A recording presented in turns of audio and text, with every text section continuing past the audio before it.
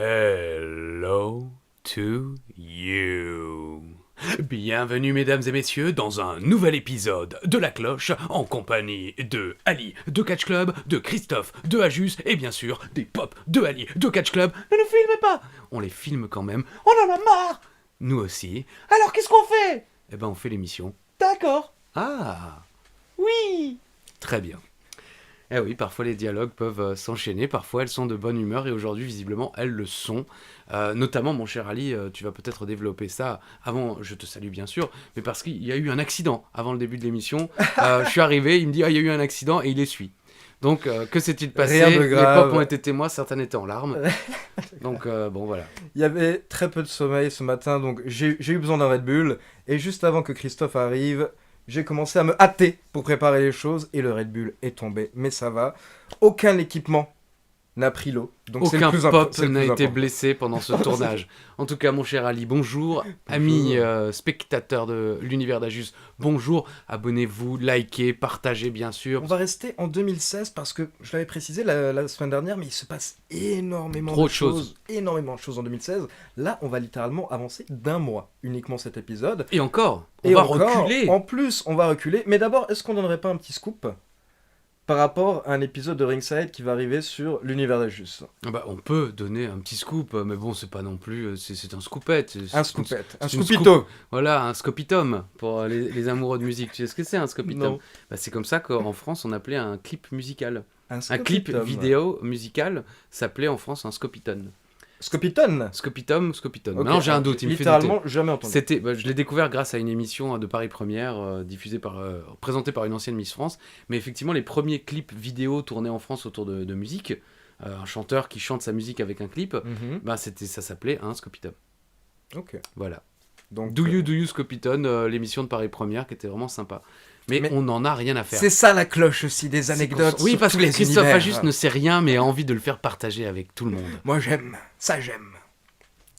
L'humour, ouais, c'est ce que j'allais dire. Si Yann Colby ou Alain Hichtert, c'était là, nos amis du coffre à catch, étaient là, ils auraient fait la vanne. Donc, un Ringside qui débarque très bientôt. Hein, évidemment, il faut laisser le temps à Ali de Ça faire le arrive. montage parce que il a beaucoup de travail. Hein, tous les jours sur Catch Club et plusieurs fois par semaine avec Monsieur Ajus. Merwan de Top Chef, hein, on dit Top Chef, non, Top Chef. Merwan de Top Chef a été notre invité, on a enregistré cette interview et vous allez voir, ça s'est presque transformé en une interview de moi, hein, à mon grand désarroi, hein, vu que je déteste parler de moi. Mais bon, un épisode que Ali a plutôt bien aimé, donc écoutez, vous me direz Vous si nous vous êtes direz ce que vous en pensez, mais je pense qu'il a posé plein de questions que vous aimeriez poser à Christophe potentiellement. Donc ça arrive très bientôt sur l'univers d'Ajus. On va démarrer avec une intervention télévisée de Monsieur Ajus. Oui, parce qu'on a oublié, avant le confinement, juste avant qu'on se quitte, on avait fini WrestleMania, si je ne me trompe pas, on était à peu près dans ces eaux-là. Oui. Et j'avais dit à Ali, prochain épisode qu'on fait, la semaine prochaine, faut qu'on parle de Touche pas à mon sport, faut qu'on parle de Bercy, parce qu'il s'est quand même passé quelques trucs assez sympas durant ces deux petits trucs, parce que après tout, on est aussi là pour retracer ma carrière. J'ai l'impression d'être très égocentrique en ce début d'émission. Non, toutes les émissions, merci. C'est l'univers d'Ajus. Oui, C'est dans vrai, le donc titre, gars, si c'est vous êtes clair, là. quoi. Et finalement, il y avait eu le confinement, donc c'est pas vu pendant 6 mois, et donc la semaine dernière, on a complètement zappé, voilà, Touche pas à mon sport et Bercy. Yes, donc touche pas à mon sport d'abord, Bercy ensuite, puis on passera aux deux pay-per-view du mois de septembre 2016, parce qu'on est post-draft, et donc particularité que j'avais oublié, parce que c'est encore une fois une idée qui a déjà été abandonnée, mais post-draft, on est à nouveau sur des pay-per-view exclusifs. Oui. Donc on a deux pay-per-view en septembre, d'abord celui de SmackDown, puis celui de Raw. Et ça, croyez-moi, c'est sympa quand vous êtes payé au pay-per-view. C'est sympa quand il y a 2 pay-per-view par mois. Là, mon niveau de vie a commencé à s'élever. Ah, c'est beau. Hein, bon, bientôt, évidemment, il va se réduire considérablement, mais on en reparlera le moment venu, certainement. Donc on démarre avec l'émission Touche pas à mon sport. On est en 2016, on va rester vague, on est en 2016. Oui, alors c'est clair que je n'ai plus du tout la date, mais on est en retour de WrestleMania. D'accord. Parce que la vidéo de Shane McMahon qui se jette du haut du Hell in a Cell est encore dans toutes les mémoires. Tout le monde Et- en parle, la plupart des invités la citent dans Ringside, C'est vrai. donc ça a vraiment marqué les gens. Bah oui, parce que c'est Comme quand nous, même- ça nous avait marqué à l'époque de voir Mankind tomber de la cage Exactement, dans les années 90. c'est vrai, c'est exactement ça. Ou la génération d'après, Jeff Hardy, qui se jette du haut du Titantron sur Randy Orton. Ouais. C'est vrai que ce genre de chute permet effectivement, on n'y pense pas forcément, mais à la WWE de toucher un autre public, et d'autant plus dans cette période où... Enfin, dans cette période, non, mais dans le monde dans lequel on vit aujourd'hui, où Internet est friand de petits vidéos, de gifs, de mèmes, où voilà, ça passe bien. Une chute comme ça, tu le diffuses facilement. Buzz. Voilà, buzz. L'éclair, mon gars. Et l'au-delà. Touche pas à mon sport, présenté par Estelle Denis sur C8 à l'époque, ou D8, maintenant j'ai un doute. Aujourd'hui, ça s'appelle C8 ? Oui. Alors avant, ça s'appelait D8, je crois encore. On s'en fiche. C'était évidemment diffusé avant Touche pas à mon poste. C'était le pendant sportif de Touche pas à mon poste. Et Estelle Denis était un peu en quelque sorte le Cyril Hanouna version sportive. Elle avait des chroniqueurs et ils discutaient de tout ce qui se passait dans le monde du sport à ce moment-là. Durant quelques semaines, Axel, notre ami de WWE Fan France, qui se tire la bourre avec Ali de Catch Club pour savoir qui atteindra les 100 000 en premier, quel que soit le gagnant de cette course, de toute façon, c'est un plus pour tout l'univers, non pas d'Ajus, mais de la WWE et du catch en général. Donc allez les gars, on nous le souhaite est avec vous. à tous les deux Bah cette oui, année. oui, peut-être même en même temps, c'est très français, Ça serait passer la ligne en même temps, ça serait en vous magnifique. serrant la main, version Mega Powers, quoi. Avait fait, un peu comme moi à l'époque d'AWN, égocentrique, un petit mouvement sur internet, oui, invité à Jus et Chéreau chez Hanouna et tout ça. Et il y a quelques temps, on en avait discuté avec Axel, et il pensait être un petit peu responsable du résultat final, et j'ai bien peur que non. Mais en tout cas, il y a peut-être contribué. Mais en réalité, je crois que ça se joue principalement le fait que je sois invité avec Thibaut Vézirian, qui était l'un des intervenants de cette émission. Il arrivait à la fin pour faire les réseaux sociaux. Aujourd'hui, d'ailleurs, il a rejoint la chaîne L'équipe, donc il faudrait qu'il arrête maintenant de me suivre. Je suis très pote avec son frère, mais c'est pas pour autant que je vais faire bosser toute la famille. Hein. J'ai déjà fait bosser le frangin dans la ICWA. Bon, bref. Thibaut Vézirian, qui avait parlé déjà pas mal avec Estelle Denis, en lui disant tiens, ça te dirait pas, le catch revient un petit peu, parce que il y avait, je crois, c'était en passe d'être signé, peut-être pas forcément à l'équipe pour sûr, mais il y avait pas mal de discussions à ce moment-là, et la WWE avait organisé un summit également du côté de la France, une réunion au sommet pour la traduction littérale, où il avait fait venir beaucoup de presse et de journalistes et tout ça, pour dire voilà, nous sommes la WWE, nous voulons nous implanter en France, voilà ce que nous sommes, voilà le programme qu'on propose, voilà notre Chose ADN. qu'elle avait jamais fait. Non, elle avait fait ça durant dans toute ta d'autres carrière, pays. quoi. Non, T'avais jamais eu ça. jamais eu ça. Mais elle avait fait déjà ça en Allemagne. On y avait été d'ailleurs conviés. Et ça leur avait permis effectivement de toucher un nouveau public, d'avoir des articles un peu différents qu'à l'habitude, parce que c'est vrai que les journalistes ne savent pas forcément ce qu'est la WWE. Ils ont toujours ce regard un peu... Ah ouais, c'est du catch, quoi. C'est du catch, mais ils ont ce regard un peu... Bref. Thibaut Vézirian, donc, avait déjà un petit peu parlé à l'oreille d'Estelle Denis et des gens de la production de l'émission, et les attachés de presse du groupe Media One également, avec notamment Monique, qui travaille pour le groupe Media One depuis de nombreuses années. Chaque année, relancer la machine et tout ça, bon, la plupart du temps pour rien, mais forcément, elles essayaient, voilà, nous avons Raw, SmackDown, c'est la WWE, on a nos commentateurs qui sont là depuis longtemps aussi, les phrases cultes, tout ça, bon. Ça prenait jamais, puis cette année-là, ça a pris. Donc j'ai été invité, moi tout seul. Posé, ça a été un étonnement. Je crois que ça, je me rappelle que tu nous en avais un petit peu parlé dans la clochette, oui. Que tu étais un petit peu étonné que pourquoi juste toi et pas. Bah oui. Alors on nous a dit que c'était une question de place entre guillemets en plateau. Alors le Covid il n'y était pour rien, hein, puisqu'évidemment il n'était pas là. Mais qu'il préférait n'avoir qu'un invité à la fois plutôt que deux, parce que le rythme de l'émission faisait que s'il y avait deux invités, ça fonctionnait moins bien. En réalité, on n'a jamais vraiment compris, notamment Philippe, hein, parce que je veux dire, j'aurais été à la place de Philippe, enfin j'ai été déjà à la place de Philippe, puisque Philippe avait été invité par exemple à la méthode Koé et pas moi, et c'est vrai qu'à l'époque, la méthode Koé c'était quand même plusieurs millions de téléspectateurs, donc mon ego avait un petit peu, j'étais dans les backstage, donc je regardais l'émission, je voyais Koé et toute son équipe se foutre de la gueule du catch et tout, et je me disais putain, si j'étais là, je pourrais peut-être un petit peu... les frapper. Non, pas forcément m'énerver, mais je suis habitué à répondre à ce genre de choses. Donc j'ai parfois un peu plus de répartie. Philippe aussi, il a évidemment de la répartie, mais il a moins été touché dans sa vie par ce genre d'attaque que moi. Mais sachez que c'est quelque chose d'extrêmement compliqué à faire. Je sais pas si vous avez vu l'émission, je sais pas si elle est encore dispo sur YouTube. Elle l'était pendant longtemps et peut-être qu'ils l'ont jamais effacée. Gratuitement en entier, ils avaient mis toutes les émissions de Touche pas à mon sport sur le compte de C8, D8, enfin voilà, le compte de la chaîne. C'est extrêmement stressant, ça l'est déjà quand Philippe est là, et ça l'est d'autant plus quand Philippe n'est pas là. Donc je me souviens ne pas avoir mangé de toute la journée. Je me suis réveillé le matin déjà terrifié à l'idée de faire ça le soir.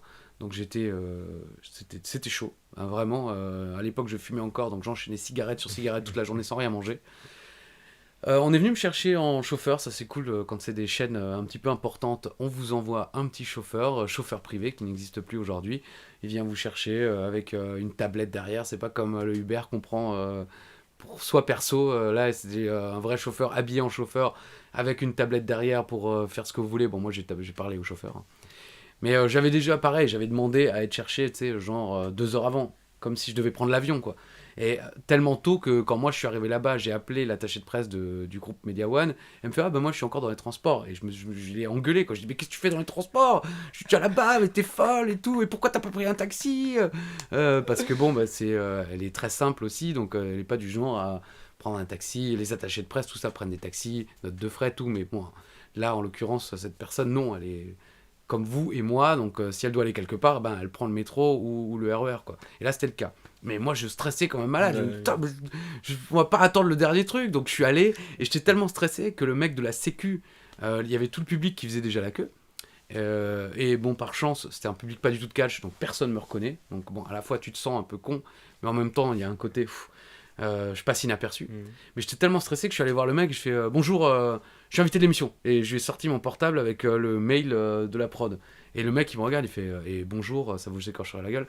Et, putain, et là je me suis dit ah oui, pardon, parce que bon, on se connaît un petit peu maintenant depuis combien 37 épisodes. J'ai beaucoup de défauts, mais je suis pas mal poli. Je suis quelqu'un, je dis bonjour, je dis au revoir, je dis merci, je dis s'il vous plaît, enfin de ça. C'était le stress, Et en toute quoi. occasion, quoi. Quelle que soit la personne en face de moi. Et là, oui, le mec a dû se dire, ce gars, il se prend pour qui? C'est pas parce que je suis, entre guillemets, le videur, comme dans une boîte de nuit.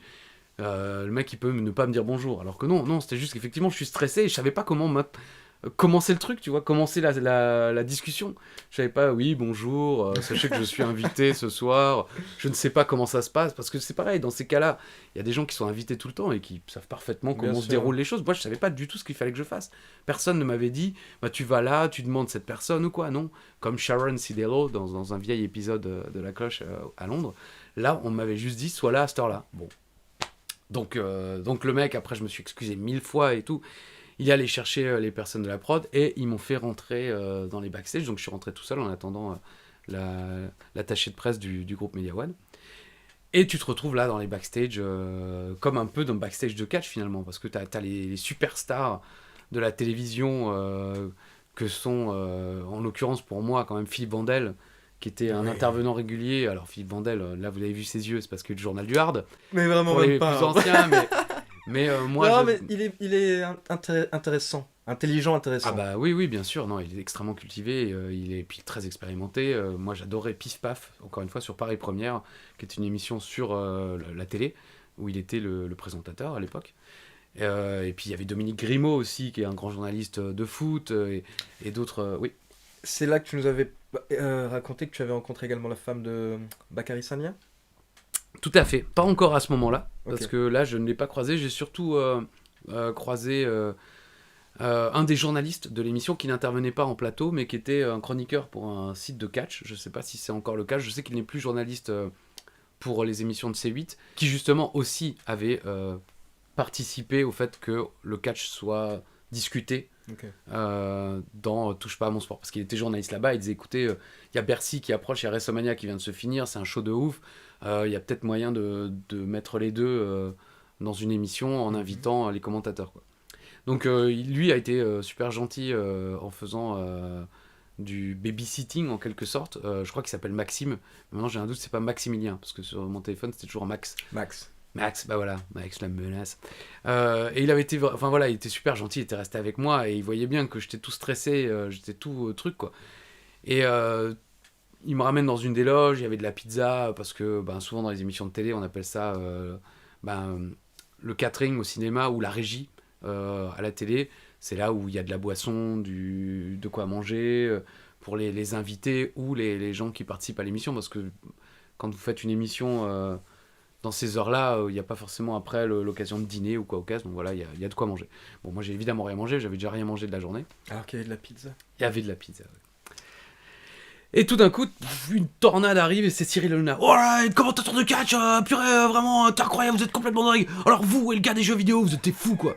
Alors le gars des jeux vidéo, j'ai compris que c'était Julien Telouk, qui fait Team G1 sur Game One, bien sûr, puis qui présente plein de choses depuis des années sur Game One et qui, c'est vrai, a ce côté aussi dingue. Team G1, je vous invite, si vous n'avez jamais regardé, certes c'est en mercredi après-midi, donc effectivement, il faut avoir des horaires un peu souples. Mais c'est vraiment une émission folle où ils organisent parfois des jeux IRL, comme on dit, in real life. Ils ont fait du Mario Kart dans les couloirs, des choses comme ça, enfin du Angry Birds, Oui, où ils construisent eux-mêmes leur structure, enfin voilà. Donc, et ouais, c'est génial, et puis c'est pareil. Ça a duré 2 minutes 30, mais j'ai cru comprendre que Cyril Hanouna aimait bien ce qu'on faisait avec Philippe. Ou en tout cas, il fait bien semblant. Donc voilà. Et il est à 200 à l'heure, quoi. Il est à 200 à l'heure, tout à fait. Effectivement. Bon, après, il présentait 2 émissions. Elle était, si je me trompe pas, d'ailleurs, notre émission n'était pas en direct. J'étais invité le jeudi pour une diff le vendredi. Parce que, justement, le vendredi, elles n'étaient pas en direct. Donc, lui, il était en direct le jeudi, mais il enchaînait 2 émissions de suite parce que le vendredi, c'est pas du direct. Et à l'époque, il n'y avait pas encore ces différentes émissions, différents présentateurs, je crois. Enfin, voilà. En tout cas... Bon, le stress. Vraiment, le stress. Je sais pas quoi dire d'autre, c'est que vraiment, ça fout les boules, quoi. Parce que t'es pas dans ton élément, parce que tu connais personne, même si je connaissais le journaliste, je connaissais Thibaut. Mais voilà, tout d'un coup, il y a justement, c'est ma première interaction avec lui, Philippe Vandel qui débarque dans ma loge, entre guillemets, j'ai pas de loge à moi, mais voilà. Ah, c'est toi l'invité ? Ah, je déteste les mecs qui portent des t-shirts en dessous de vestes de costume, me dit-il, parce que j'avais mis mon t-shirt New Day, le bleu version Booty Hose. Mais il me dit ça avec un petit sourire parce que lui aussi avait une veste de costume et un t-shirt. Mais voilà, il me dit juste ça et il se casse. Tu vois, mais bon, c'est pas. Encore une fois, il disait pas ça méchamment parce que j'ai eu l'occasion 2 fois ensuite d'être invité dans son émission sur Europe 1, une fois tout seul et une fois avec Philippe. Et il se souvenait à chaque fois jamais de moi. Ni la première ni la deuxième fois, mais en vrai il est extrêmement sympathique. Il met dans ses émissions à lui, mais à l'aise de ouf. Ouais, on est super heureux de vous recevoir et tout, et puis il prépare ses émissions, il a pas des questions pardon pour les autres journalistes que j'embrasse fort, mais des questions à la con comme 90% des journalistes, ce qui n'était pas non plus forcément le cas ce jour-là. C'était des questions assez sympas. Enfin bref, le stress truc, Estelle Denis vient m'accueillir, super sympa. Le moment est venu de monter sur le plateau, le chauffeur de salle me présente, oui Christophe Ajus. Les gens ils font une ovation de ouf alors qu'ils savent pas qui je suis dans le public. Ils t'ont fait entrer dès le début ? Ils m'ont fait entrer avant même le début de l'émission. Okay, ils faisaient entrer les là, invités avant le début de l'émission. Ouais. Okay. Et le chauffeur de salle, je salue. Et le mec, il dit ah ouais, j'adore ce que tu fais et tout comme ça. Bon, après, il dit ça sans doute à tous les invités. C'est le même chauffeur de salle qu'on peut voir de temps en temps chez Cyril Hanouna ? Qu'on voyait. Je sais pas s'il est encore. Parce qu'aujourd'hui, je ne regarde plus Touche Oui, pas moi à c'est poste, pareil. C'était à l'époque où il a fait quelques émissions aussi. Oui, c'était lui. Ouais. Ok, d'accord. Qui est humoriste aussi à Paris, qui fait un peu de stand-up, je crois. Enfin voilà. Il était très sympa. Pareil, Estelle Denis, extrêmement sympa, elle était venue me voir un peu dans les backstage, on est vraiment content de te recevoir et tout, t'inquiète pas, n'hésite pas, interviens, enfin tu vois, elle te dit d'y aller quoi. Et bon, moi je m'étais préparé mentalement, c'est un peu mon truc moi, c'est ne pas bouffer et de me mettre le stress de ouf. Et là je sais que je suis à peu près prêt mentalement et de stresser, ouais. Je l'ai déjà dit stressé, je crois. Mais c'est quelque chose, déjà, la ICWA, c'était une technique qui fonctionnait. Je savais que si je mangeais pas et que je stressais comme un porc, normalement, le show, il se passait bien. Donc là, c'était pareil. Et bon, à partir du moment où elle me dit, vas-y, donc je me suis dit, vas-y. Et j'avais pas aussi oublié un vieux conseil. Un jour, on a fait un pilote avec Philippe Chéreau. Il avait produit un pilote d'une émission... on appelle ça une émission d'accueil à la télévision, une émission de plateau avec... des gens autour d'une table, et c'était pour discuter, pour parler d'un peu... Ça aurait ressemblé un peu, et il le faisait pas encore à l'époque, à ce qu'a fait longtemps Stéphane Bern sur France 2 l'après-midi. Tu parles de choses de consommation, tu testes des choses et tout ça. Et Philippe Chiraud, avec sa boîte de prod où il faisait du poker, il s'était dit tiens, on va faire un pilote. Et il a eu la gentillesse de me faire participer. Et comme pour un pilote, il te faut une émission. Donc on avait, c'était Camilou, une chanteuse, c'est Camilou je crois, Sandra Lou, qui était la présentatrice.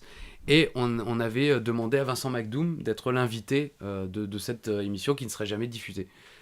Parce qu'à l'époque, il bossait avec nous pour le groupe AB sur plusieurs chaînes du groupe. Et c'est vrai qu'on connaissait bien Vincent, très sympa. Et on avait fait... Et pareil, là, ce jour-là, j'avais stressé comme un porc et tout. On était plein, il y avait plein de gens autour de la table.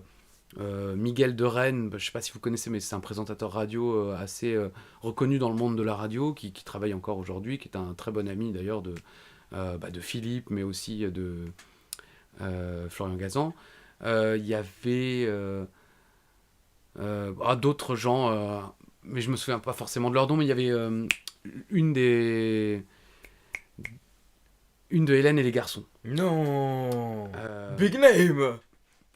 Quel con. Ah non, vraiment, Hélène et les je me garçons, souviens plus, mec. c'est dingue. Elle est encore aujourd'hui dans le truc de l'amour. Bénédicte, c'est une des plus belles. Ah oui, oui. Puis elle a pas changé, elle est magnifique. Elle faisait partie de ce casting aussi. Il y avait. Ah mais c'est ouf parce qu'elle, on l'a jamais revue à la télévision. Elle est dans les amours de l'amour. Oui, à part les amours de l'amour. Les amours de l'amour. Toutes les semaines, avec de l'amour et des amours. Ah non mais attends, c'était mythique pour nous, Hélène et les garçons. Enfin pour toi, je sais pas, mais moi. Si bien sûr. Quand même quoi. Bon. On avait fait une première partie de l'émission et une pause. Et Vincent McDoom était venu me voir en me disant attention, je sais que je te connais un peu, donc je te le dis, tu souris pas assez. Et quand tu sors tes répliques, un peu comme je fais avec Philippe, tu parais direct très agressif. Et c'est quelque chose que depuis j'ai retenu et que j'essaye de mettre en place. Et c'est quelque chose que j'ai essayé de faire ce jour-là pendant l'émission. Je sais pas, parce que j'ai jamais osé la revoir, l'émission, très honnêtement, parce que c'est trop dur, psychologiquement, de se revoir comme ça pour moi. Donc j'ai jamais osé, mais je crois avoir justement réussi à sourire suffisamment. Je sais que le soir même, j'ai pas regardé l'émission, mais je regardais sur Internet, vu que le lendemain, j'étais chez moi pendant que l'émission passait. J'ai pas osé la regarder, mais je regardais sur le hashtag évidemment, et il y a quelques personnes qui disaient oh putain il est super prétentieux ce mec, il se la joue et tout, parce que effectivement visiblement quand je sors des vannes et tout ça, je peux paraître très prétentieux ou très sûr de moi, ce qui n'est évidemment pas le cas. Mais extrêmement stressé, mais l'un de mes quand même meilleurs souvenirs de télévision, je crois que je l'avais déjà évoqué dans La Cloche, mais à la fin de l'émission, la productrice était venue me voir en me disant purée, super, franchement on a adoré, on aimerait avoir des intervenants ou des invités comme toi tous les jours. D'ailleurs, est-ce que ça te dirait pas de venir faire d'autres émissions en tant que chroniqueur et tout? Et moi j'avais évidemment dit ouais, avec plaisir. Je commençais déjà à me monter la tête et tout. Je me disais putain, ça y est, je vais pouvoir faire quelque chose un peu différent, montrer de quoi je peux être capable en dehors du catch et tout. Bon, finalement, elle m'a jamais. Elle m'a appelé une fois. J'étais sous la douche. Ça, oui. c'est le cliché truc. Je suis en train de prendre ma douche. Je vois le téléphone au loin posé dans la salle de bain avec un numéro que je connais pas, ou peut-être que j'avais noté son numéro. Donc je vois son numéro. Putain, j'essaye de sortir misérablement de la douche. Je tombe par terre comme une merde. La douche continue à faire du bruit. T'as la musique à fond parce qu'évidemment, je mets la musique dans la douche. Donc fort parce que tu vas entendre la zik. Allô, ouais. Non, vous me dérangez pas. Non, je suis en train de m'électrocuter et tout. Non, mais tout va bien. Ouais, on voudrait te faire quelque chose parce qu'il y avait évidemment eu cette interaction avec Ludivine Sagna qui pensait avoir vu Rey Mysterio avec son fils dans un show à Londres. Et moi, je l'avais vanné en lui disant bah non, Rey Mysterio, ça fait longtemps qu'il est plus là. Elle avait eu Sin Cara en réalité, mais bon, pour elle, un Mexicain masqué et Rey Mysterio. Donc, pour beaucoup de gens, il n'y a pas qu'elle évidemment. Et la productrice me fait ouais, on aimerait faire un truc avec toi et Ludivine, vous regardez un match, on fait ça pour les réseaux sociaux et pour internet, 2 chroniqueurs de l'émission regardent le match de foot de la soirée autour d'une pizza dans les loges, on monte ça et on diffuse sur internet, on aimerait que tu fasses ça avant que tu fasses d'autres trucs quoi. Et moi je dis ah ouais bah avec plaisir évidemment, ce serait quand? Ah bah c'est demain soir. Ok, alors je réserve mon train, je préviens mes parents et tout, mes parents ils préviennent tout le reste de la famille, on organise un resto géant pour fêter ça. Et puis 2 heures après, il me rappelle, pas elle, mais son assistante, pour me dire qu'en fait c'est annulé, qu'ils ont changé d'avis et je n'ai plus jamais eu de nouvelles. Voilà. Ça arrive. Ma vie. Non, c'est souvent comme ça. Moi, Le monde de la télé. La vie. Pardon, la vie. Ma vie. Ma vie, ma vie. Donc voilà, grosse déception, mais sympa d'avoir rencontré Ludivine Sagna, Estelle Denis, qui quand je suis arrivé à l'équipe, elle était là aussi. J'étais en train de parler au mec qui s'occupe des gens qui font les commentaires. On était en train de marcher dans le couloir et je lui dis, tu sais, bon, moi je commente le catch depuis plein d'années, mais je suis pas vraiment de ce monde-là, de la télé, je connais personne. Et puis j'arrive dans le bureau et Estelle dit, oh, le catcheur, comment ça va? Et le mec qui me dit, ah ouais, tu connais personne, ouais, visiblement, et personne te connaît. Mais Estelle Denis, franchement, c'est une des personnes les plus sympas et les plus naturelles que j'ai pu rencontrer dans ma courte carrière à la télévision. Certes, ça fait 20 ans, mais dans les studios du groupe AB Media One, on croise personne. On est au fin fond de la plaine Saint-Denis, on croise jamais d'autres animateurs, présentateurs, tout ça, donc je connais pas grand monde. Et elle, qui a quand même une sacrée carrière, M6, TF1, C8, la chaîne L'Équipe, elle a quand même travaillé pour quasiment que des grandes chaînes. Et avant TPS Star, c'est là où moi je l'ai connue, quand elle a rencontré son mari Raymond Domenech, ils présentaient ensemble les samedis soirs foot. Bref, vraiment simple, sympa, et c'était cool de pouvoir faire ça avec elle, quoi. Mais il y avait aussi Cécile de Minibus, et non, pas Enora Managré, mais que je rencontrerai pour la première fois à Bercy, parce que j'ai déjà fait 45 minutes maintenant sur Touche pas à mon sport. Pas d'échange particulier après l'émission avec Henri Lecomte suite à la petite vanne que tu lui avais fait Quoi De Dieu! Mais il serait pas mal en commentateur de catch, ouais. Nous, on fait des phrases. Ah oui, d'accord. Non, franchement, juste un SMS de ma marraine qui m'a dit bien joué, parce que je le déteste, ce connard. Et pourtant, ma marraine est polie en général, mais oui, j'avoue que c'est l'un de mes moments. Ça a fait popper la foule. C'est vrai, non, oui, j'étais surpris. Le public, justement, ils me connaissent pas, mais ils rigolent. Yes. Et j'ai fait quelques petites interventions assez sympas. Mon cousin, Charlie Weber, RFM, qui est toujours très gentil avec moi, après cette émission, m'avait dit, putain, mais tu es incroyable et tout, tu devrais trop rappeler la production, franchement, ça marcherait trop bien et tout. Et bon, il est trop gentil. Jérôme Pourrut aussi, de Planet Catch, m'avait appelé en me disant, oh putain, c'était incroyable, là, t'es trop bien, tu devrais rappeler la productrice, tu vas travailler, ça ira trop bien. Mais pareil, il est très optimiste. Il croit toujours que je peux faire 1000 trucs et finalement les gens ne sont pas de son avis. Donc c'est ça, on a fait touche pas à mon poste, enfin touche C'est pas à mon sport. sport. On peut passer maintenant à Bercy. Donc dirigeons-nous vers la carte et pendant ce temps tu peux nous parler un petit peu, donc comme tu nous l'as dit, il y avait des stars qui étaient présentes à nouveau pour ce show. Donc Oui, Enola oui, j'arrive plus à dire son nom. Malagré. Enora Malagré. Mais la journée avait commencé dès le matin, avec pour la première Oui. fois et la seule fois à ma connaissance, une réunion Be a Star. Vous savez, anti-bullying, ne soyez pas des brutes à l'école. On s'était rendu dans une école primaire, pas dans l'école d'ailleurs, on s'était rendu dans un gymnase de région parisienne où 4-5 classes d'école primaire nous avaient rejoints pour une présentation anti-bullying. Alors il y avait Natalia, le Mise et Maryse, bien sûr, le couple, le It Couple. Et avec Philippe, on avait fait la présentation, on s'était adressé aux enfants. Et puis ensuite, on avait Philippe posait les questions en français. Moi, je faisais évidemment la traduction pour les superstars et je traduisais ce que les superstars racontaient. Et c'est vrai que c'était extrêmement sympa à faire, quoi, parce que c'est toujours fou de voir les petits. Tu vois, quand ils voient le Mise, quand ils voient Natalia ou Maryse aussi, parce que c'est sûr, on n'est pas habitué à côtoyer des femmes, que ce soit Natalia, qui est quand même assez musclée, mais qui est très très féminine et très apprêtée, et puis Maryse aussi, qui est un peu comme une pin-up, en quelque sorte, sans lui manquer de respect, mais c'est vrai qu'elle est très jolie, très apprêtée, elle est toujours tirée à 4 épingles, je crois qu'on dit en vieux français. Donc c'était vraiment très sympa à faire, et on avait à la fin, on avait fait un selfie, Natalia avait dit « Oh, venez, on fait un selfie !» Et moi, je m'étais collé comme ça. Enfin, plutôt comme ça d'ailleurs, parce que là j'étais hors champ, on s'en fout. Et j'ai encore la photo que Ali vous montre maintenant. Mais il faut savoir, et là on va voir si Ali est talentueux, que Natalia, lorsqu'elle l'a postée sur ses réseaux, elle a poussé la photo pour que je ne sois plus dessus. Donc la photo diffusée par Natalia, et ça a fait marrer beaucoup de gens d'ailleurs, certains s'en souviennent peut-être, il y avait juste Maryse, le Mise et elle. Moi j'étais pas dessus. Merci Natalia, sympa. Mais voilà, une expérience franchement sympa. On l'a fait qu'une fois et malheureusement on l'a jamais refait. Mais c'est toujours, comme dit, c'est toujours extrêmement touchant de voir la réaction qu'on aurait eu nous, hein, toi du haut de tes 10 ans et moi. Si j'avais 10 ans et que je rencontrais de Ah oui, d'accord. Natalia et Le mec Maryse. qui pète en pleine émission, quoi. Oh là là. Non mais oui, on devient dingue. Et puis là, c'était en plus, parce que c'était dans le cadre de l'école, donc t'avais à la fois les maîtres et les maîtresses qui étaient là.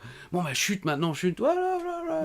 Tu vois, et puis tout d'un coup ils arrivent. Alors évidemment, on leur a fait la présentation à l'américaine et tout. Mesdames et messieurs, veuillez accueillir la superstar la plus immanquable de l'histoire de la WWE, Damien. Et puis on avait mis la zik. Enfin voilà, c'était extrêmement sympa, simple mais sympa quoi. Ouais, ça doit être vraiment cool comme moment. C'est dommage qu'ils l'ont pas refait derrière, quoi. Oui, après, je pense que c'est une question, c'est une question de temps, je pense, et puis d'opportunité, parce qu'il faut quand même, c'est compliqué, il faut des autorisations de déplacement. Je pense que les élèves avaient dû signer des papiers, tout ça. Enfin, c'est quelque chose qui est quand même compliqué à mettre en place. Je pense plus qu'aux États-Unis, où aux États-Unis, les superstars vont directement dans l'école.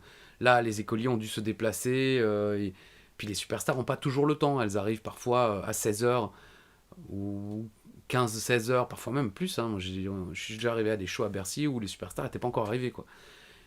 Et elles repartent direct après. Là, vraisemblablement, une partie était arrivée le matin même. Je sais que Sami Zayn faisait une interview radio ce jour-là. Et voilà. Donc, on fait ça le matin. L'après-midi, je crois qu'on rentre chez nous. On se prépare avec Philippe. Et puis le soir, on va au truc VIP où il y avait quand même bien Cécile de Minibus qui était venue parce qu'elle avait beaucoup aimé ce que j'avais raconté à Touche pas à mon sport. Ça l'avait intriguée. Puis je crois que c'est une femme très curieuse. Donc elle avait envie, elle connaissait pas, donc elle avait envie de découvrir. Donc elle avait demandé à être invitée elle aussi. Donc elle était venue. Et visiblement, ça lui avait beaucoup plu. Parce que on l'a pas dit, mais c'est vrai que Estelle Denis avait passé le fameux spot de Shane McMahon qui se jette, et il y avait aussi cette phrase qui avait fait rire et qui avait marqué comment il fait pour ne pas se faire mal. Et moi j'avais répondu il se fait mal, tout bêtement, parce qu'effectivement oui, la table est un peu rembourrée et tout le bordel, mais tu peux pas sauter du haut d'une cage de cette manière sans en chier derrière, quoi. Après t'apprends juste à pas te tuer. Ça, comment il fait pour pas se tuer? Voilà, ça oui, je réponds, il a appris. Mais encore, je sais même pas comment t'apprends, mais bon. Ce qui est pas cascadeur, mais bon. Bref, donc Cécile de Minibus était là. Je crois qu'il y avait aussi Teddy Riner, je crois. Qui était, il me semble. Il me semble qu'il était venu ce jour-là. J'ai pas de photo avec lui. Parce que j'avais franchement pas osé le déranger. Big name number 2 de l'émission. Tout à fait. Magloire. Oui. Hein, je veux dire, après avoir présenté vaillamment le catch à la télévision, il s'est dit tiens, pourquoi pas retourner un jour à Bercy voir du catch. On était vraiment ravis de l'accueillir. Et je sais plus, je crois qu'il y avait encore un autre acteur, mais je ne me souviens plus qui. Mais bon. Et Enora Malagré. Oui. Enora Malagré, qui était invitée pour participer au show et qui n'était pas là au début du show, qui est arrivé, je pense, 40 minutes après le début du show, et qui a beaucoup stressé, et qui a commencé à enchaîner les coupettes de champagne. Ce que je peux comprendre, hein, parce que moi aussi, je suis dans ce cas-là. Si je stresse beaucoup, bon, pas avant, touche pas à mon sport au truc, mais je sais qu'en soirée, quand j'étais plus jeune et que je sortais, et que je stressais, oui, pareil, je commençais, c'était pas forcément toujours du champagne d'ailleurs, mais voilà, je commençais à boire un peu trop. Donc elle était vite un peu pompette, et ce qui a fait qu'elle stressait encore plus. Et au départ, on nous avait dit, vous allez aller avec elle sur la scène. Et on s'était dit, c'est pas une mauvaise idée.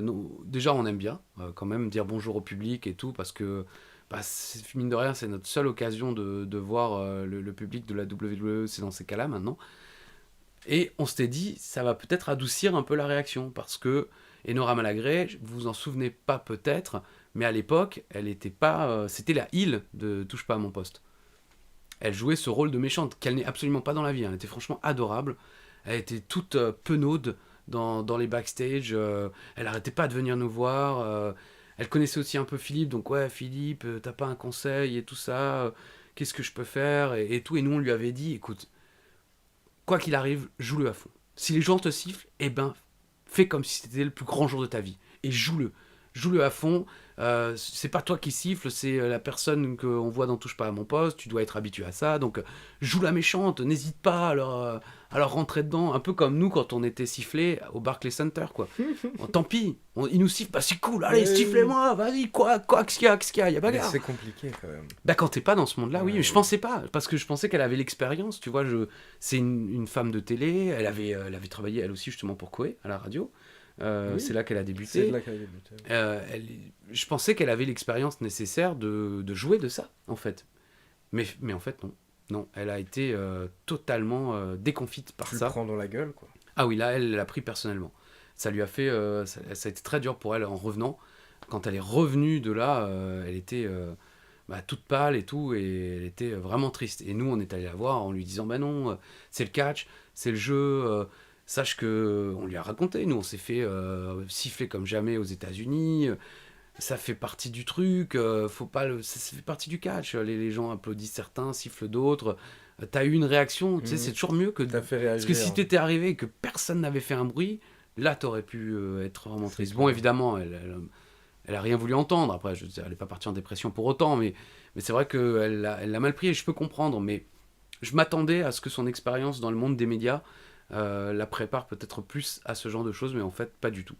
Mais en tout cas, si vous vous posez la question, elle est vraiment très gentille, et elle avait été adorable, et pas du tout grosse tête, pas du tout...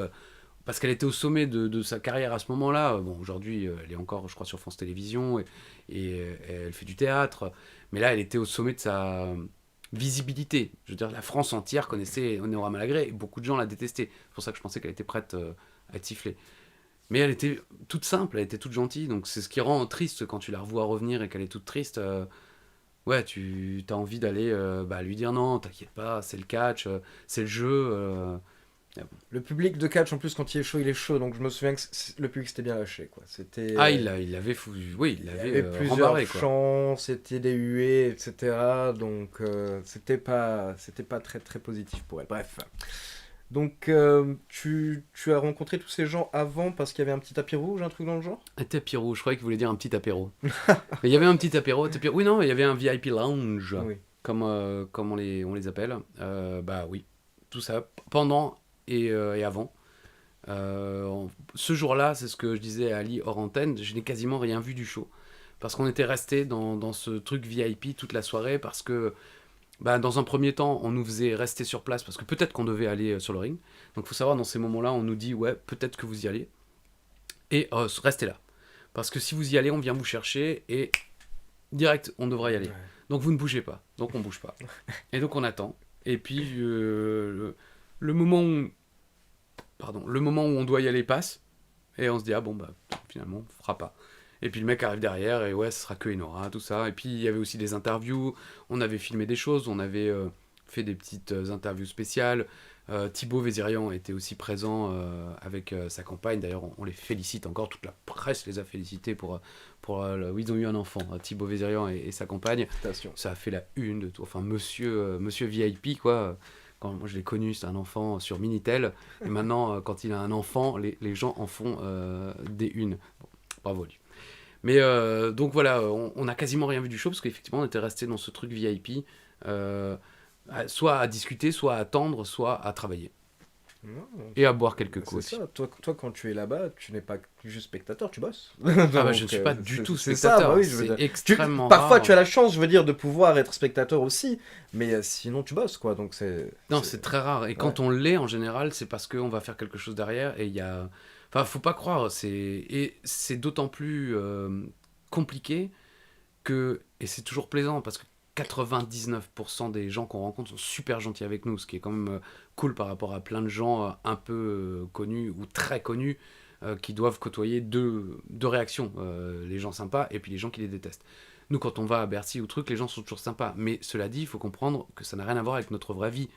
On n'est pas du tout dans la vie de tous les jours, Philippe ou moi, dans ce cadre-là. Donc, c'est quand on est avec vous, en train de prendre une photo ou truc, moi je sais que j'essaye toujours de faire une vanne. Mais j'ai déjà vu des réactions, des gens qui m'ont écrit sur Facebook, sur le Facebook tenu par Coco, pour les gens qui se demandent signer Coco, c'est pas moi qui signe Coco sur le Facebook, entre guillemets fan, que le compte qui existe sur Facebook, c'est Coralie qui s'occupe, qui gère le compte, et j'y poste aussi toutes les photos que vous voyez souvent, c'est moi qui les poste, mais au quotidien, parce que c'est elle qui l'a ouvert avec d'autres il y a quelques années, c'est elle qui le gère. Et il y a déjà des gens qui ont écrit après, j'ai croisé Ajus, il a pas voulu prendre une photo avec moi, en plus il arrêtait pas de faire des vannes, il se prend pour qui et tout. Et en fait c'est juste une réaction de stress, parce que c'est quelque chose auquel on n'est pas habitué. Donc évidemment qu'on essaie de prendre des photos avec tout le monde, mais la WWE nous met souvent une pression de ouf en disant faut être là dans 2 minutes. Et donc à partir du moment où on se met quelque part, où quelqu'un peut nous voir, il y a une personne qui vient prendre une photo, puis une deuxième, et puis vous avez l'officiel de la WWE qui vous regarde d'un œil en disant maintenant faut y aller, maintenant faut y aller. Et donc t'es obligé de dire on peut pas, je suis désolé, truc, alors que une fois par an, c'est un bonheur de ouf de pouvoir être pris en photo avec plein de gens et de faire sa star une fois par an. Je sais pas si j'aimerais ça tous les jours, mais une fois par an c'est classe. Donc nous on aimerait bien, mais je peux comprendre aussi que parfois les gens se disent putain mais c'est un connard en vrai, je l'ai croisé 2 minutes, il m'a sorti direct une vanne, parce que mes vannes, j'en sors 50 dans la journée, il y en a bien 49 qui sont pourris, donc je peux comprendre que certains prennent mal, mais en fait c'est juste que vous êtes peut-être stressés de nous rencontrer, mais nous on est aussi un peu stressés de vous rencontrer, parce que vous nous connaissez, mais nous on vous connaît pas, et puis on n'est pas habitués. On n'est pas comme des grandes stars qui vivent ça tous les jours, qui à force sont habitués. Nous, on vit ça 1 fois, 2 fois par an. Et donc, c'est toujours un moment d'excitation à la fois très plaisant, mais extrêmement très stressant. Je sais plus qui nous disait ça dans une interview Catch-Off il y a pas longtemps. Je crois que c'est Biggie, spoiler, on a interviewé Biggie, très sympa comme interview d'ailleurs. Et on sent qu'il avait besoin d'être seul. Parce que quand il répond aux questions, c'est comme moi. Tu lui poses une question, c'est 4 jours de réponse. On sent qu'avant, avec Xavier Woods et Kofi, où ils étaient 3, là, ça lui faisait plaisir de pouvoir répondre enfin pour une fois tout seul. Et il nous disait, je ne sais plus qui lui donnait ce conseil, que quand tu rencontres un fan, pour lui, c'est peut-être la plus belle rencontre de sa vie.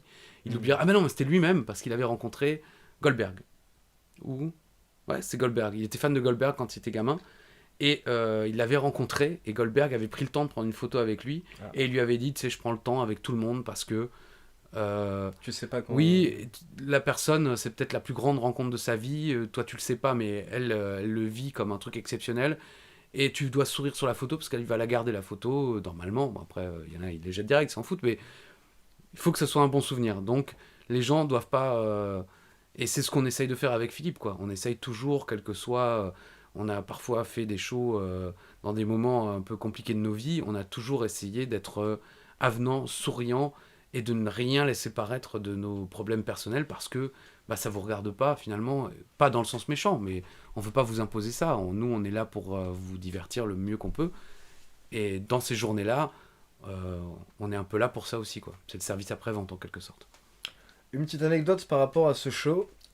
Personnellement, moi, ça faisait quelques années que j'avais pas pu aller voir de show de WWE. Je crois depuis le premier, leur retour à Paris, donc en 2007. Donc, oui, tout de même 9 ans que j'avais pas pu voir un show de WWE. Et j'ai acheté mes billets pour ce show expressément parce que The Undertaker avait été annoncé comme présent sur la carte du show de Paris. WrestleMania est passé. Et donc, pour info, ce show avait lieu le 22 avril 2016. Donc, quelques semaines à peine après WrestleMania. Et entre ces 2-3 semaines, entre WrestleMania et le show de Paris, la WWE annonce qu'au final, The Undertaker ne sera pas présent. Et je vous avoue que moi, c'était vraiment une énorme déception. Parce que ils l'ont remplacé. Et en toute honnêteté, je ne dis pas du tout qu'il est mauvais ou quoi, mais on a chacun nos catcheurs préférés. Moi, The Undertaker, voilà, c'est The Undertaker. De toute façon, peu importe qui tu mets à la place de The Undertaker, ce sera une déception. Il faut être honnête. C'est ça déjà le problème. Mais là, en plus, ils l'ont remplacé par Triple H. Ah, oh oui, bon, quand même. C'est pas forcément ce que j'attendais, on va dire, à ce moment-là. Mais, du coup... c'est quand même Triple H, quoi. Mais c'est quand même Triple H. Parce que moi, j'ai connu exactement la même situation en 93... C'est ça, 93, oui, le dernier show de la WWE avant qu'ils ne reviennent en 2007. Enfin, l'avant-dernier, puisqu'ils ont fait encore le show à Toulouse avec Hulk Hogan, où je n'ai pas pu me rendre. Mon père, il a dit non, on va pas à Toulouse, Strasbourg-Toulouse en caisse, non merci. Mais il avait eu la gentillesse de me faire l'aller-retour Strasbourg-Paris pour aller voir ce show à Bercy. Et l'Undertaker était annoncé aussi, c'était juste après WrestleMania 9, Et sans raison, parce qu'on n'avait pas encore, nous, vu WrestleMania 9. Et d'ailleurs, ça n'a aucun rapport finalement avec WrestleMania 9, parce que le coup du formol, c'est le fameux show où le Giant Gonzalez l'endort, mais finalement il revient pour botter le cul du Giant Gonzalez. Mais en tout cas, il n'est pas venu. Il n'a pas été remplacé, quoi. Ou si, il a peut-être été remplacé par Bob Backlund. Donc, non. Pardon, messieurs. Et ce show-là, t'avais ni Undertaker, t'avais... t'avais quand même Yokozuna. Mais t'avais pas Bret Hart. T'avais pas Bret Hart, t'avais pas Hulk Hogan. T'avais... il manquait quand même des gros noms de la WWE de l'époque, quoi. Ouais, donc tu comprends la déception que c'est, quoi. Oui, mais au moins Triple H. Mais c'est Au moins vrai, Triple non, H. je veux dire, c'est super, hein, Triple H. Mais comme je viens de l'expliquer, en fait, au final, peu importe qui ça aurait été, je pense qu'on aurait été déçus. Et j'avoue également que j'étais allé avec un ami à ce show, et c'est cool parce que c'est le genre d'ami qui est pas forcément fan de catch, mais qui voit ça de temps en temps à la télé, donc il était ouvert, il était en mode, viens, je veux t'accompagner, c'est même Viens, lui je veux t'accompagner. qui m'avait prévenu, oui. Donc on est allé, il a passé une excellente soirée. Vraiment, en sortant, il m'a dit que c'était un super show. Par contre, on a bu des bières durant tout le show. Ah, voilà. Donc, j'étais il y a 5 ans, j'étais encore un peu plus foufou. Il avait des cheveux. Et j'avais des cheveux. Et voilà, tu sais ce que c'est, genre, bon, je paye la première tournée, il paye sa tournée, je repaye ma tournée, et puis voilà, c'est parti. Bah, on ne sait plus ce que c'est. Hein. On Ce sait fichu confinement, là, on ne sait plus. Mais du coup, je me rappelle, en regardant la carte, vous pouvez la checker, bien entendu, elle est en ligne. Donc, on avait du Miz, Dolph Ziggler, Alberto Del En Rio. ouverture, quand même, hein, pour le titre Oui. intercontinental. Ça commence déjà pas mal, quoi. Ouais, c'est vrai. Alberto Del Rio contre Sendo, puis Fandango contre Del Rio. Un match féminin 3 contre 3. Alicia Fox, Eva Marie. Ah non, 4 contre 4. Alicia Fox, Eva Marie, Natalia et Paige contre Lana, Summer Rae et Team Bad. Ensuite, on avait... Je me souviens de ça, tu vois, parce que j'imagine que je me souviens par rapport à mes moments de bonheur, en fait, au final. Et je sais que le fan indie, etc., en moi, Ah oui. était incroyablement heureux d'avoir un AJ Styles contre Chris Jericho. C'était un match de house show, donc bien entendu ils n'étaient pas à 100%, mais c'était quand même un excellent match. Moi je me souviens que j'ai passé un très bon moment devant AJ Styles, Chris Jericho. Goldust contre Curtis Axel, Kane et The Big Show contre la Wyatt Family, c'était Strowman et Eric Rowan. Kalisto contre Ryback pour le titre des États-Unis, et donc ce main event 2 contre 2 qui également faisait rêver quand même pour la peine. Dean Ambrose et Sami Zayn contre Kevin Owens et Triple H. J'étais honnêtement beaucoup plus heureux pour la peine de voir Kevin Owens et Sami Zayn et Dean Ambrose, parce qu'on était encore dans une période où c'était incroyable en fait qu'ils soient tous les trois dans la fédération, Ouais. et qu'ils se retrouvent dans les main events, etc. Donc au final, très bon souvenir quand même, ce show de 2016. La foule était vraiment bien en délire, donc c'est de base. Bah, moi, je me souviens que les célébrités présentes avaient été étonnamment surpris surprises d'ailleurs. Parce que voilà la réaction du public, parce que le show, parce que c'est vrai que quand tu connais pas du tout cet univers, c'est quelque chose d'assez étonnant de voir la folie qui entoure tous ces shows de la WWE, le public, les chants. Enfin, c'est toujours quelque chose qui est très surprenant. Ouais. Et tu as cité la Wyatt Family, on ne l'a pas cité la semaine dernière, là il n'était pas au show, mais c'est vrai que ça en a surpris quelques-uns. Luke Harper, bien sûr, qui nous a quittés il y a maintenant quelques semaines de cela. C'est vrai que moi j'avais pas particulièrement prévu d'en parler outre mesure, parce que j'en ai parlé sur la chaîne Équipe, on a fait le C'est Royal ça. Rumble au lendemain de son décès, sur AB1, à Raw, à SmackDown, et surtout, je le connaissais pas du tout. On l'a croisé quelques fois, mais on a malheureusement jamais eu la chance de l'interviewer ou autre. Et on peut pas toujours. Je ne suis pas de ces personnes qui ont envie de s'exprimer à tout prix sur tout, sans avoir rien à rajouter d'intéressant. Et en l'occurrence, tout me semble-t-il a été dit. En tout cas, que c'était un mec de ouf. Parce que j'ai jamais vu des réactions aussi unanimes. C'est incroyable. Alors évidemment, peut-être ceux qui ne l'aimaient pas ou qui avaient des problèmes avec lui se sont tus. Tant mieux d'ailleurs. Mais c'est assez incroyable. Et pour le côté, par contre, j'ai un peu analysé ça parce que je me dis, nous, on a connu cette période où on perdait des mecs toutes les semaines. De cet âge-là. Parce qu'il y a une période où les catcheurs dépassaient pas 38 ans, dépassaient pas 40 ans, dans le début des années 2000. Mais il n'y avait pas les réseaux sociaux. Et je me demande comment tout ça se serait passé à l'époque s'il y avait eu justement Twitter, tout ça, quand Luis Piccoli, Crash Holly, tous ces jeunes catcheurs qui sont partis tellement tôt. Là, c'était le premier. Et heureusement, j'espère peut-être le dernier avant longtemps, mais jeune qui partait, et c'est vrai que ça a fait un choc de ouf, et que ça a été pour toi, pour moi, évidemment pour nos camarades de la AEW que sont Alain et Norbert. Mais voilà, j'ai pas fait de post sur internet, j'ai pas fait de... Mais moi j'ai découvert ça en pleine nuit, à un moment je me suis réveillé, j'ai eu du mal à me rendormir, j'ai mis mon téléphone, oh purée, Luke Harper est mort quoi.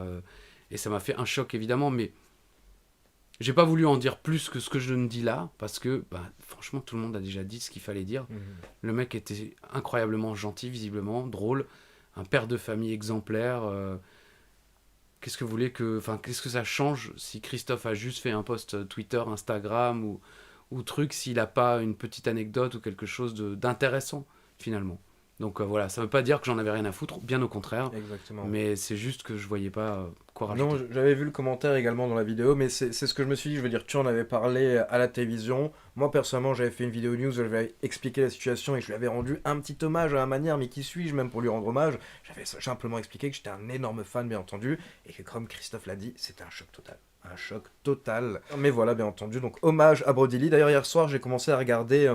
le New Day ont fait un podcast spécial en hommage à Brody Lee cette semaine. Il y a donc les 3 membres du New Day, Eric Rowan qui est présent, Cesaro et Tyler Breeze. Mais honnêtement, j'ai arrêté au bout de quelques minutes parce que c'était un limite trop compliqué à regarder hier soir. Parce que Biggie commence à parler et il pleure. Ouais. Xavier Woods commence à parler et il s'arrête de parler parce qu'il commence à pleurer. Et au moment où Kofi Kingston a commencé à parler, j'ai arrêté. Parce que je me suis dit, bon, c'est trop compliqué. Mais le podcast a l'air... J'ai lu beaucoup de bonnes choses. Apparemment, c'est un très bel hommage. Donc je le conseille à tout le monde. C'est 6 très bons amis de Luke Harper qui parlent de lui pendant 1h30. J'ai vu un post de la femme de Luke Harper, justement, qui citait Biggie et Cesaro comme des membres de leur famille depuis que... Luke Harper, son nom de catcheur évidemment, mais c'est comme ça dans le catch, on cite toujours les gens, c'est une tradition d'ailleurs, comme on les a connus pour la première fois, entre guillemets. Je crois que Paul Heyman appelle toujours l'Undertaker Mean Mark, parce qu'il s'appelait Mean Mark Calous, lorsqu'il l'a rencontré pour la première fois. Les gens appellent Paul Heyman Paulie, parce qu'il s'appelait Paulie Dangerously quand ils l'ont rencontré. Enfin, voilà. Donc nous on l'appelle Luke Harper, même si depuis, avant c'était Brody Lee, mais moi je l'ai connu au nom de Luke Harper. Bref. Mais donc... Je voulais quand même faire cet aparté. Il me semble important de le dire. Et puis, ça nous permet encore une fois de partager ça. Et nous, c'est vrai, je crois l'avoir dit sur AB, contrairement à son look, qui était exubérant, finalement. Parce que quand même, il ressemblait, c'est vrai, à Brody. Comment il s'appelait Bruiser Brody, original. Les cheveux, la barbe et tout. Mais c'était quelqu'un de, paradoxalement, très discret dans les vestiaires. Donc on n'a jamais eu la chance d'interviewer la Wyatt Family. Et les quelques fois où on était ringside avec eux, il lui est arrivé de venir taper sur notre table comme il le fait parfois avec ses yeux comme ça. Mais on n'a jamais pu échanger malheureusement plus que ça. Donc, mais bon, c'est toujours l'occasion de se rappeler qu'il y a quand même des mecs bien sur cette terre. Ah ouais. Et encore plus étonnamment, dans notre métier. On se retrouve la semaine prochaine pour continuer sur l'année 2016. Ouais. Et on se dirige petit à petit vers le prochain Royal Rumble. Il va se passer encore énormément de choses, mesdames et messieurs. Oui, rendez-vous la semaine prochaine. Tout à fait. Bah écoutez, je vous souhaite à tous et à toutes une merveilleuse semaine. N'oubliez pas les autres rendez-vous, bien sûr, hein, le coffre à catch, les ringside déjà enregistrés et les futurs qui débarquent. Et puis bien sûr, chaque rendez-vous télévisé. Je vous embrasse fort, mon cher Ali et les pop, je vous dis mince, parce que je suis poli. On t'emmerde. Sympa. Et je vous dis, comme disait Édouard Carpentier, à la semaine prochaine, si Dieu le veut.